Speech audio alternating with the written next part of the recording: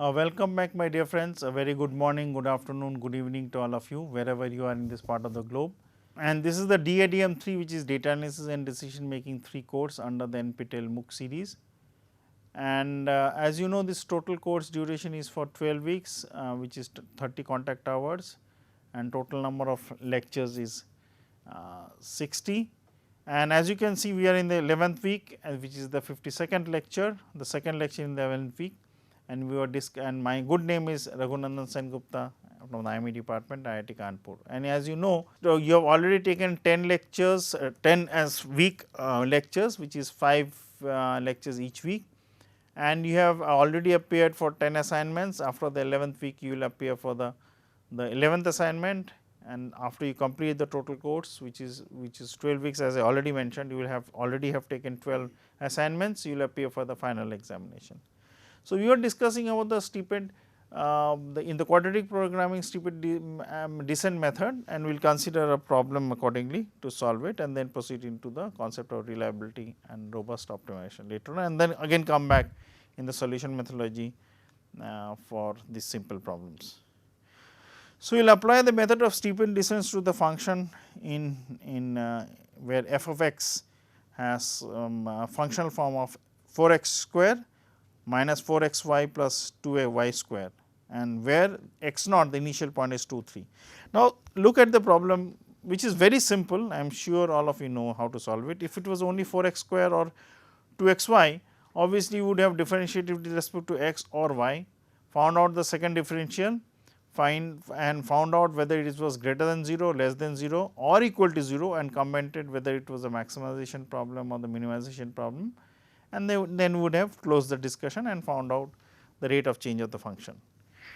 Now, here one of the functional form is x into y, which means that it is a function where both the variables x and y are jointly affecting the functional form, and we are going to start at 2 and 3. So, this x naught is a variable which I am taking. So, remember one thing, this x which is shown bold, it only gives you the coordinate, it has nothing to do with the x variable in that direction, in that dimension. So, we could have basically denoted like z naught also, but x naught is basically 2 or 3, where x value is 2 and y value is 3. We first compute the steepest descent direction from the rate of change of the function. So, the rate of the change of the function is, let us go one by one. So, the function form is 4x square minus 4xy plus 2y square. So, let us differentiate with respect to x. So, it is a partial differentiation, what I had told earlier. So, it will be 4x square when differentiated with x will be 8x, 4xy when differentiated with x would be 4y, and 2y square will be 0. So, this is what we have, it is 8x minus 4y. Similarly, when we take the differentiation of this function with respect to y, 4x square would basically be 0, because we are taking the partial differentiation, and remember in partial differentiation, I am sorry to repeat it, you will all know that the differentiation being taken from y would basically mean x is being considered as 0. The second term would be minus 4x, and the third term would be 4y. So, let us see. So, minus 4x is here plus 4y, and once we put the value of x naught, so in plug it there, it will be 8 into 2, which is 16, minus 4 into 12, 4 into 3 is 12, 16 minus 12 is 4, the first value is 4, right, and the second value is 4y, 4 into 3 is 12, minus 4 into 2 8, 12 minus 8 is 4, which is right. Then we want to basically minimize the function form based on the rate of change of the function which is there, it is 4 4. So, del of f 2 3 is 4 4. Now, see here what it means is at 2 and 3 the rate of change of the function which is happening in the x direction and in the y direction, considering y is constant for x and x is constant for y, is at the rate of 4 and 4. So, it obviously if you replace with not with 2 and 3, with some other value like 0 0 or 5 6, whatever, the rate of change functions could definitely be different. So, you want to basically find it out accordingly. So, where you start off obviously would matter, that what is the rate of change of the function. So, then the second point says that then minimize the function phi t such that you would basically find out that the functional form, which is 2 3 was when you started off, and the rate of change of the function at depending it is 4 and 4 at 2 3, what is the value. So, once we find out, so it will be 2 minus, so this 4 4 and 2 3, so it will be 2 minus 40 the x value and 3 minus 40 which is y value. So, computing the rate of change of the function, again we have 2 minus 40 and 3 minus 40 multiplied by 4 and 4, which is the rate of change of the function, gives you the value of 64 minus 32, which comes out to be 32 itself. So, this value gives 32, means this is strictly convex, because this is greater than 0, not greater than equal to 0, is greater than 0. So, this is a strictly convex function and has a strictly global minimum, where the phi rate of change of the function phi t would be given as 64 t minus 32, or t is equal to half, as can be seen that by noting down that phi double dash, which is the rate of change of the second derivative, would be greater than 0. Hence, it is obviously is basically a strictly convex function. In case it was greater than, it was 0, obviously in that case it would have been a convex function only. So, we therefore set, now in the second stage we therefore set the x naught value depending on the rate of change of the function, which is already there. So, 4 and 4 were the rate of the change of the function, this half, this is the t value, is what is the quantum of t you are going to move such that you reach that position where you can find out x 1. So, x 1 comes out to be 0 1. Again you continue the process, find out the del of x 1. So, del of x 1 values would be given as minus 4 and 4. So, this is the rate of change of the function, that means x is now increasing at a negative rate, which is minus 4, but y keeps increasing at the positive rate of plus 4. We define that function such that again we find out the value of t, which now comes out to be 1 by 10, and because phi of double differentiation with respect to t is 3/20. So, it basically is again a strictly convex function, and once we find out that functional form, we find out x 2, which comes out to be 2 by 5 and 3 by 5. Again you continue doing it till you basically reach the maximum position. So, repeating the process would again yield x 3 is 0 and 2 n by 10. We can see the method of steepest descent produces a sequence of iterative process that converges to the strictly global minimum point x star, which will be 0 0. So, you are basically proceeding to the strictly global point, and you will continue to finding out x 4, x 5, x 3, x 6 and so on and so forth. So, what means it is important that where you start would be giving you some information that how fast you can basically proceed to the global minimum or the global maximum, considering you are trying to formulate the problem in the reverse manner. Now, we will consider something to do with optimization with data and uncertainty or stochasticity, and before that I will basically build up the story accordingly. So, there are different type of data which are available. So, data can be for finance, data can be for speed of a car, data can be for the rainfall, data can be for the prices of grains or some products. Data can be, say for example, the tensile strength of material, data can be flow of fluids in channels, anything can be considered data. Data can be, say for example, the height of students whose height you want to measure to find out that what is the body mass index of considering the weight and the height. There can be different things, it can be speed of a car, it can be the rainfall, humidity, whatever it is. So, we will basically consider, and till now, by the way, till now if you remember, in all the problems we have been considering, we always consider that data was fixed, that is deterministic. So, all the variables we have taken, the parameters we have taken for the simplex method, for the concept of duality of the problem, the Vogel's approximation method, the northwest corner method, the concept of this branch and mount concept, everywhere we considered, or say for example, the Gomery cut methods, all the processes we consider the data or the variables or the information set based on which we were trying to basically formulate the problem were all deterministic nature. That means, there is no variability. Once the data is fixed, it is fixed, or the information is given is fixed, it is fixed. The implicit assumption is that the data of the problem based on which you are going to solve the problem, namely the parameters, we will consider them as the parameters are all known, and that may not be true in the case. So, considering that all known has been the fact when we are considering the problem in the deterministic sense, but in the probabilistic sense they may not be known. So, that means, with some certainty we can say that there is some variance in the data. So, generally we can either utilize the stochastic programming or you can use the robust optimization, and you will also see the concept of trying to utilize the reliability optimization. In stochastic programming, we will use the approach when the data uncertainty is random and can be explained by some probability distribution. Mark these words, very important. So, we will consider in the case of reliability optimization stochastic programming that there is some underlying distribution based on which you will try to basically find out that what would be the mean value of the data based on which you will try to optimize, or what is the variance which is the second moment, what is the skewness or the kurtosis which is the third moment or the fourth moment, based on which you may be tempted to solve the problem using some methodology.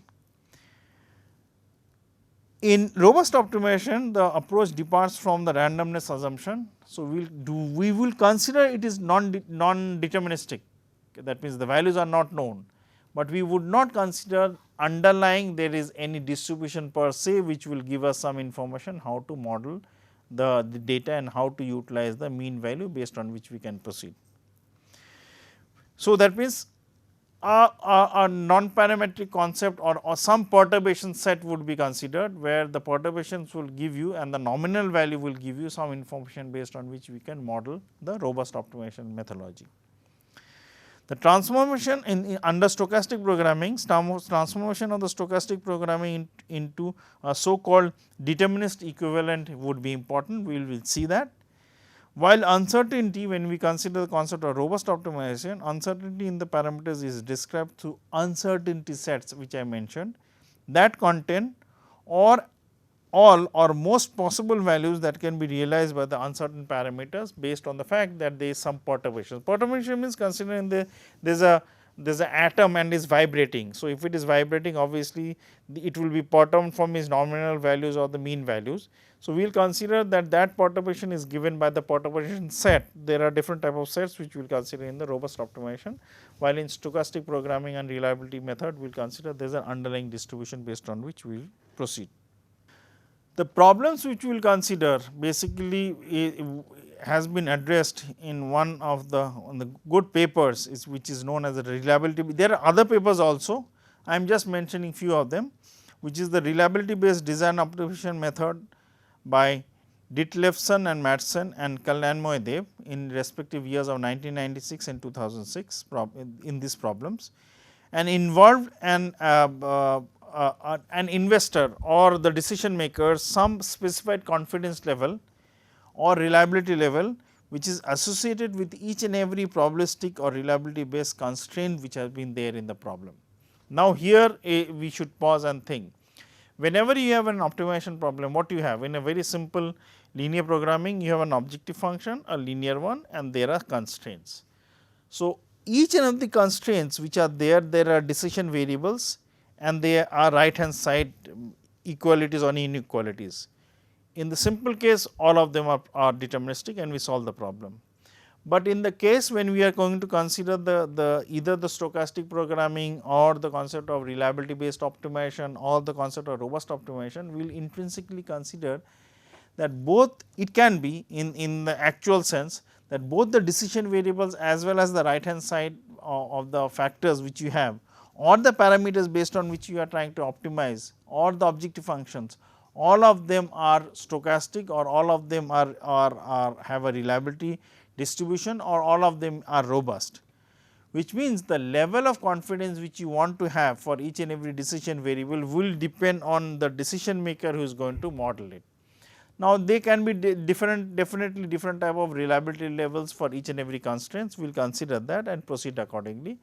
But in order to solve these problems, we will consider first the simulation models in the reliability sense, and then go into the robust optimization, give the results accordingly. Some very simple proofs, I will only state the final results and then give the results in the simulation based concept also. The relevant methods with respect to our work or all are the discussion which we will have would be two. We are trying to basically take two of the methods, which is the sequential optimization and reliability assessment method, and another is the most probable point method search algorithm, namely the performance measured approach, which is basically used. So, here what you are trying to do is that you are trying to basically combine two of the methods. In a very simplistic sense, consider there are two spaces. In space 1 or x space, you have the actual optimization model, you will solve it, and when you are solving it, you will use either the simplex method, the Vogel's approximation method, the branch and bound method, the Gomory method, whatever, the quadratic programming, steepest descent, whatever it is. And once you get the first iterative stage, that actually x naught value which you have at the first iterative value based on which you will proceed to the next step. If you are only going to solve the deterministic one, you will take that x naught, transform it in using the Rosenblatt transformation. This is one of the transformation, I will come to that later on, into the U space. So, now U space is where you have transformed them into this most probable point concept, where you want to find out the probable point depending on the level of reliability which is there. Optimize that x naught point, which now has been converted into U naught or U 1. Once U naught is basically or U 1 has been optimized to U 2, you again back transform or do the inverse transformation into the x space, get the point of x 2, again optimize x 2 to x 3 star, which star I basically mean the each and every optimization stage what is the result you are going to get. Once x 3 star is found out, again you transform into U space, optimize the U 1, get say for example U 4 star, again retransform or basically do the reverse function or inverse mapping into the x space, and continue doing this at every state, such that you at each and every state you basically find out that how your performance of the algorithm is performing, considering the optimum value which you want to reach is basically what is the difference between the nth stage of iteration with respect to the nth plus 1 iteration stage. So, as the difference between the iterative process decreases, you basically are assured that you are trying to basically reach the optimality case as the case should be.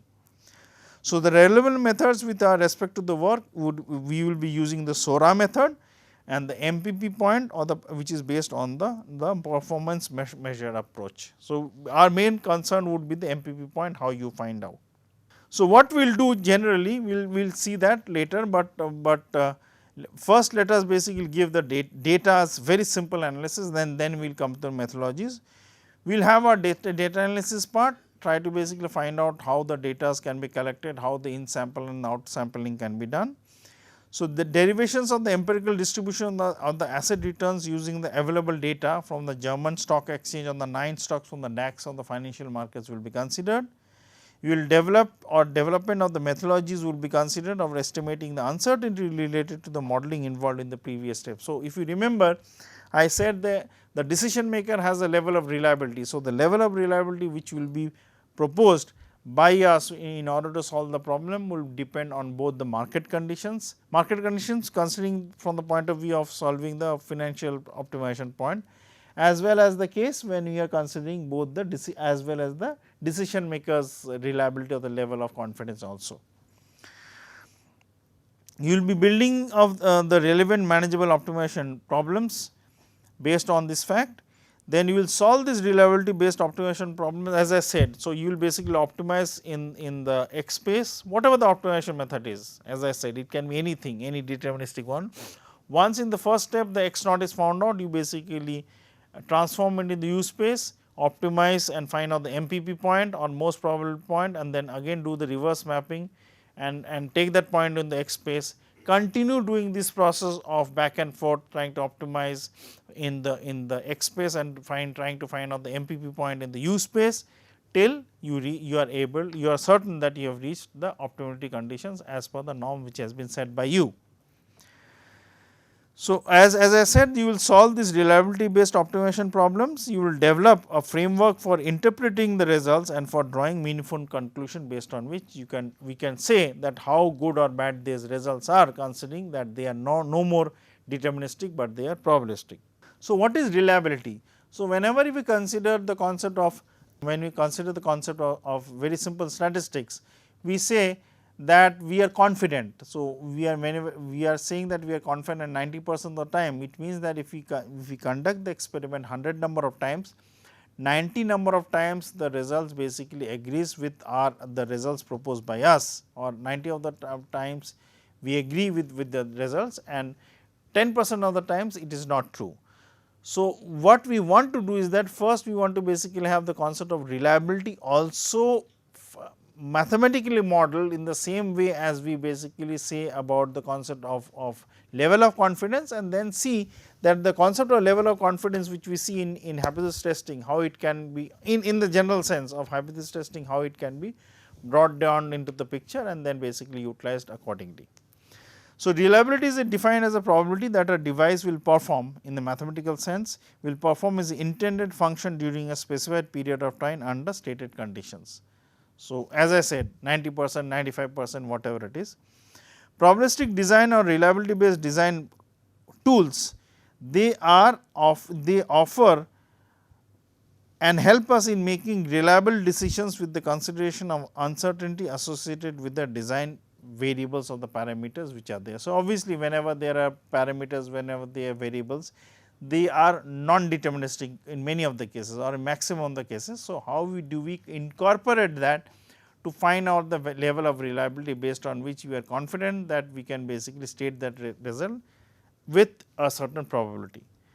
For example, the design feasibility applicable to a general optimization problem can be formulated as the probability of constraints satisfactions. So, the constraint satisfaction is you have a functional form of g x dp, where g is basically a function and x is the decision variables we want to take, d are the deterministic set of parameters which can be scalar or vector, and p is the set of probabilistic parameters which are there, and it is less than equal to 0. So, it could have been greater than equal to 0 also, and obviously equality can also be there. We want to basically find out that it is greater than or equal to a desired probability level. So, this value that g x dp, this is the constraint, is greater than equal to or less than equal to some value of reliability which is there. So, what we do is that actually we want to basically have this function probability of g is less than equal to 0, and that probability of that being true is alpha. So, what we do is that you basically plot that function, consider is a one dimensional one or two dimensional one, whatever it is.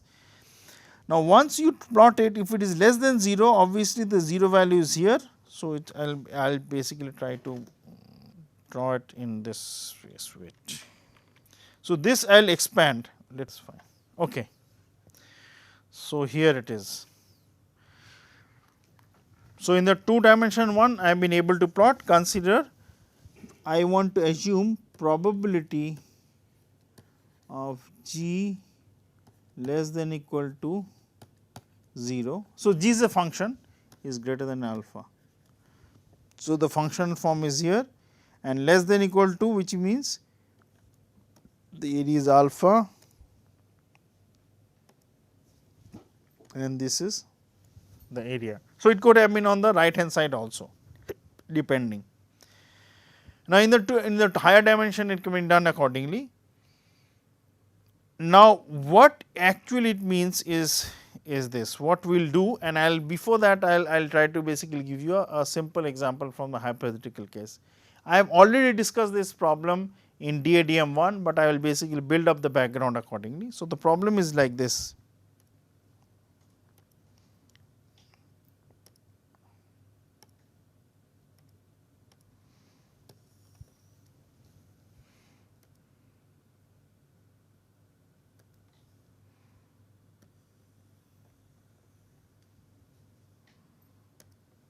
I'll first draw the diagrams and then come into it.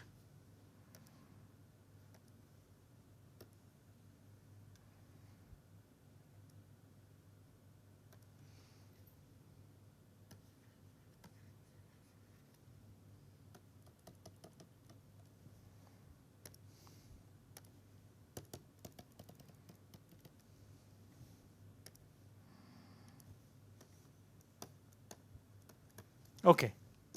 So, consider the problem is like this. As you can see in the slide. So, there are two normal distributions and on the x axis I have the score. So, the background is like this.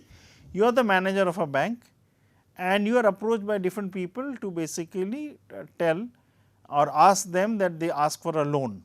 And obviously, before you give a loan or you take the decision that whether a loan should be given, you basically mark some give some points to the background of the person. So, the background is whether he is working, whether he is a government job, private job, whether he or she has a business, whether he or she has his own house, or whether the person has his own vehicle, whether the person has an account, and what is the overall credit worthiness of the person in with respect to other loans he or she has taken. So, based on that you basically assign different points.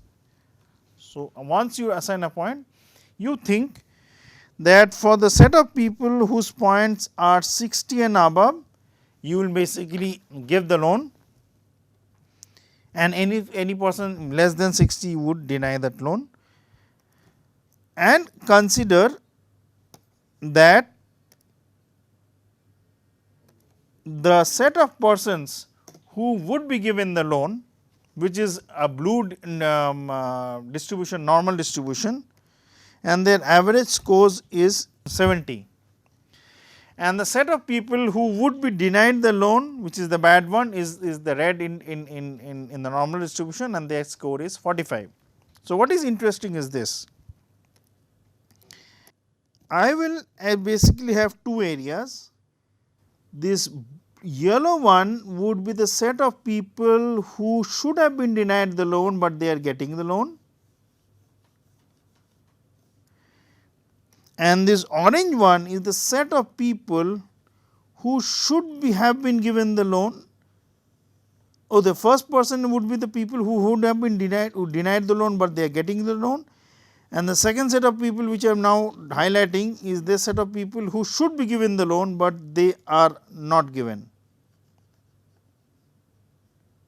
So, these are errors, and these errors I will basically use as the concept of. So, this I will consider as alpha, this is considered as beta. So, look at the interesting fact. I try to basically shift the 60 onto the right or the left. So, shifting onto the right basically increases alpha. So, alpha is what? Is a sort of business loss, and what is beta? Beta is basically bad debt which is lost. So, and in shifting that 60 point to the right will obviously increase alpha, but decrease beta. On the other hand, trying to shift 60, the average line point person alone, if you shift to the left, it will decrease alpha, but increase beta. So, what is to be done? The main fact would remain that trying to basically find out that trying to minimize alpha and beta at the same time is not possible. So, the best way would basically to minimize the sum of alpha and beta.